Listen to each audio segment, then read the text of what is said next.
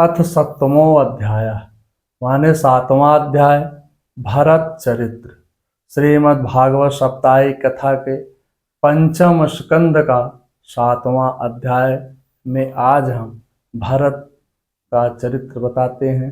सुखदेव जी कहते हैं, हे राजन, महाराज भरत भी बड़े भगवत भक्त थे। भगवान ऋषभ देव ने अपने संकल्प मात्र से उन्हें पृथ्वी की रक्षा के लिए नियुक्त किया था। उन्होंने उनकी आज्ञा से विश्वरूप की कन्या पंचजननी से विवाह किया था। उनके 5 पुत्र हुए, सुमित, राष्ट्रभृत, सुदर्शन, आवरण, धूमकेतु। भरत के नाम से ही अजनाभ खंड का भारतवर्ष पड़ा। भरत जी बहुत धर्मनिष्ठ थे। उन्होंने अपने पिता तथा दादा के समान ही प्रजा का धर्म पूर्वक पुत्रवत पालन किया। सह बहुभीनम महीपति पितामह दुर्वत्सला स्वे स्वे कर्मणं वर्तमानं प्रजा स्वध ममनुवर्तत पर्यपलात्। वह भगवान के अंकों में ही यज्ञों की ही देवताओं का ध्यान करके हवन करते थे। उनकी भक्ति दिन प्रतिदिन बढ़ने लगी। महाराज भरत ने 10,000 वर्षों तक पृथ्वी का पालन किया। भरत जी ने संयम, व्यवहार, मर्यादा का कभी उल्लंघन नहीं किया। भरत जी को युवावस्था से ही वैराग्य आ गया था। जिनको युवावस्था से वैराग्य हो जाता है उसे वृद्धावस्था में भगवत प्राप्ति हो जाती है। वृद्धावस्था में तप करने से अगला जन्म सुधरता है। भरत जी ने राज त्याग किया और अपने पुत्रों को राज्य का बंटवारा करके स्वयं तप करने के लिए पुलहाश्रम चले गए। वहाँ गंडकी नदी आज भी प्रवाहित होती है। वह ऋषियों के आश्रम को पवित्र करती है। दोनों किनारों पर आज भी शालिग्राम शिला प्राप्त होती है। भरत जी ने अकेले ही निवास कर पुष्प, तुलसी दल, नैवेद्यादि से भगवान का पूजन शुरू कर दिया। भक्ति का उद्रेक बढ़ने लगा। उनका हृदय द्रवीभूत हो गया, शरीर रोमांचित होने लगा तथा नेत्रों में प्रेमाश्रु निकलने लगे। त्रिकाल संध्या गायत्री जाप आदि से यज्ञ के समान तेज हो गया। तपस्क्रियामाणं सापर्याम सस्मारम। भक्ति का उद्रेक इतना बढ़ गया कि उन्हें इस विलक्षण दशा में अपनी की हुई पूजा का भी ध्यान नहीं रहता था। वह मृग चर्म धारण करते थे। प्रतिदिन सूर्योदय के समय सूर्याभिमुख होकर खड़े होकर हृदयमय पुरुष का ध्यान करते थे और प्रतिदिन सूर्योदय ध्यान करते ऋचा बोलते थे। पदोरजम सवित्र जातो वेदा देवस्य भर्गो मनसेदम जजान सुतेत साध्यम पुनरावेश्यम चष्टेहंसं गिद्राणम राद्रिम रामिमः। भगवान सूर्य का तेज कर्म फलदायक है, प्रकृति से परे है। उसी ने इस जगत की उत्पत्ति है और वही जीवों की रक्षा करते हैं। मैं उसी बुद्धि प्रवर्तक तेज की शरण लेता हूँ। आप हमेशा अपने अंशभूत जीवों को देखा करते हैं, किंतु वह दुर्भग जीव अपने आप को नहीं देख पाता है।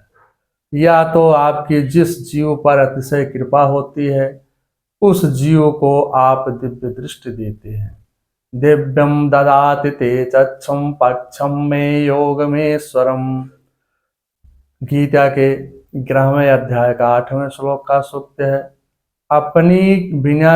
आपकी बिना कृपा से यह जीव केवल आपके माया रचित बगीचे को ही देख पाता है।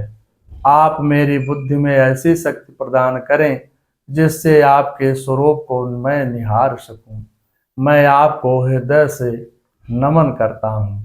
भरत जी प्रार्थना करते हैं कि मेरी बुद्धि मेरा मन कहीं कुमार्ग में ना जाए।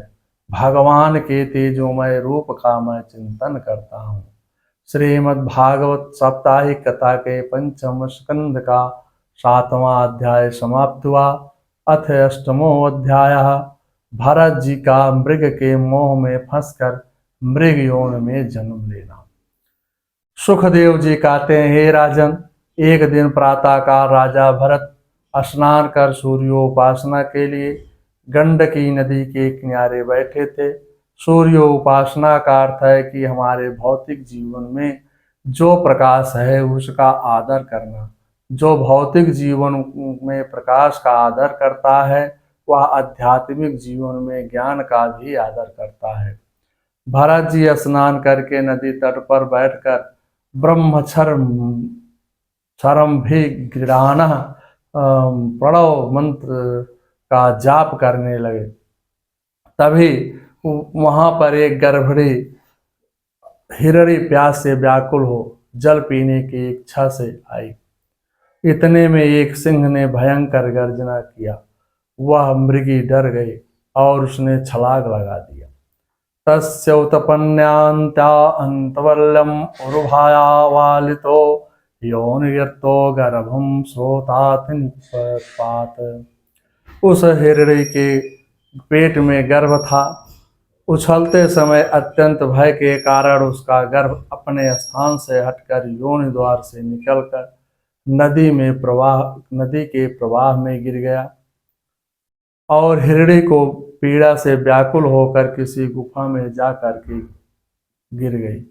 वही उसकी मृत्यु हो गई। इधर हिरणी की मृग शावक नदी के प्रवाह में तेजी से बहता हुआ भरत जी के पास, जहां बैठे भरत जी प्रणव जप कर रहे थे, वहीं पर आ गया। उस मृग शावक को देखकर भरत जी को बड़ी दया आ गई। उस मृग शावक में भरत जी ने हरि दर्शन किए। वह आत्मी के समान उस मातृहीन बच्चे को उठा करके अपने आश्रम पर ले आए और बड़ी ममता से उसका पालन पोषण किया। वह सोचने लगे कि इसका माता पिता हूँ, पालन पोषण में उसकी रक्षा करने में कोई दोष नहीं था, लेकिन उसको अपना मानने लगे। पहले पूजा करते समय मैं भगवान हूँ ऐसा अनुभव करते थे। जीव मानता है कि दूसरों की रक्षा कर लूंगा, पता नहीं तू ही काल के गाल में बैठा हो। रक्षक तो एकमात्र ईश्वर है। मृग शावक को पानी से निकालना धर्म था, पर स्वयं को जीव मात्र का रक्षक मान लेना दोष होता है। भरत जी खाते समय पुष्प संध्या लाते समय उस मृग का ही ध्यान करने लगे। कहीं कोई हिंसक जानवर उसे खा ना ले जाए, यह भय हर समय बना रहता था। मृग शावक को घर में रखा वह तो ठीक था, पर उनको मन में बसा लिया यह भूल कर बैठे। मन में तो मनमोहन को बसना चाहिए, मन में दोनों नहीं रहेंगे। तुलसी बाबा जी लिखते हैं, तुलसी दोनों नहीं रहे रब जननी एक ठाव। गोस्वामी जी कहते हैं, भरत जी सब कुछ त्यागने के बाद माया में फंस गए। भरत जी का प्रारब्ध हिरण के बच्चे के रूप में आ गया। इंद्राणी प्रथमाथेन हरंत प्रवसम मना। गीता के दूसरे अध्याय का 60वां श्लोक सुख। आसक्ति का नाश न होने से इंद्रियां बुद्धिमान पुरुष के मन को बलात् हर लेती है। जीवन कमल के पत्ते के समान होना चाहिए। वैराग्य बिना भक्ति दृढ़ नहीं हो जाती है। भरत जी ज्ञानी होते हुए भी वासना पर अंकुश नहीं लगा सके। पूजा संध्या गायत्री जाप के समय भी हिरण के बच्चों के बीच बीच में उठकर देखने लगे। एक दिन बच्चा कुछ बड़ा हुआ तो उनको छोड़कर मृगों के झुंड में जा मिला। उस दिन से भरत जी बहुत उदास हो गए और कहने लगे कि मुझसे क्या अपराध हुआ जो यह बच्चा मुझे छोड़कर चला गया। प्रतिक्षण उसका ही चिंतन करने लगे, कहीं उसको भेड़िया या आदि जंगली जानवर न खा ले जाए। निर्लोचति हा भगवान सकलत चेतोस्त्रत्याद्याम मम मृगद्वधो न्यासयागच्छति। नेत्रबद्ध के करके ध्यान करते हुए मन ही मन कहते हैं कि सूर्यास्त हो गया है, परंतु अभी तक वह हिरण शावक नहीं आया। मृग शक्ति के कारण योग साधना तथा भगवान की आराधना से मन हट गया।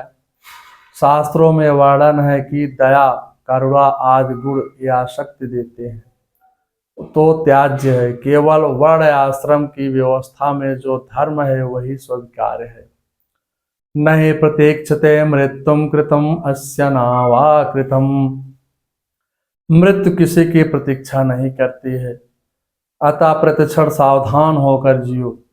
तुम सावधान रहो और मृत्यु आ जाए आए। दुरिताक्रम कालम कराल भसम आपतत्य। भरत को पकड़ने काल आया, मरते समय मृग शावक का ध्यान आ गया। तदानीन पार्श्वम अस्तम विभजास्तम संत विवाक्माणो मृगम एवं निवेशातम सच्चलोकम में साम्रेण कलेवरम मृतमनुमामृतम जन अनुसर मृग शरीरवापम। भरत जी का अंतिम समय आ गया। अंतिम समय में हरि का नहीं मृग शावक का चिंतन किया, देह त्याग दी।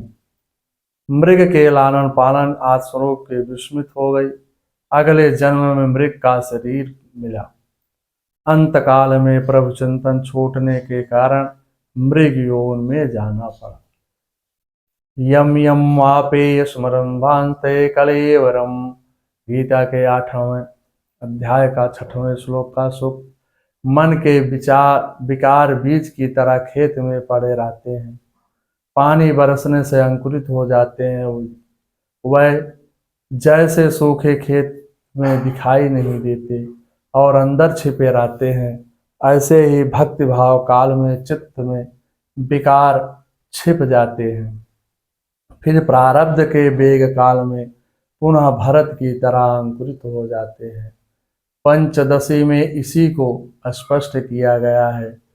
प्रारब्धम कर्माण छेड़े व्यवहारो निवर्तते कर्माक्षयम तयोनेवं श्यामेद ध्यानम सहस्रता पंचदशी।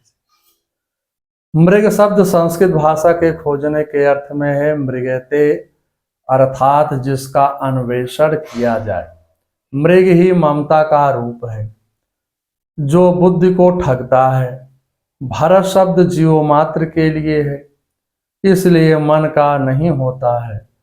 समय आने पर जीव के विवेक को जागृत कर कल्याण कर देता है। उपासना से ही वासना अपनी माता मृगी को छोड़कर अपनी जन्मभूमि कालंजर पर्वत के पास गंडकी नदी पर आ गए और काल की प्रतीक्षा करने लगे। एकांत का सेवन करने लगे, सूखे पत्ते खाते, एकादशी का व्रत करते, झाड़ियों द्वारा निर्वाह करते।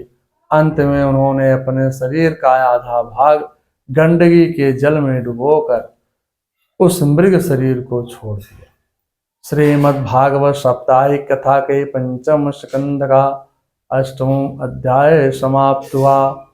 मंगलम भगवान विष्णु मंगलम गरुड़ाध्वजा मंगलम पुंडरीकाक्षाय मंगलाय तनो हरि।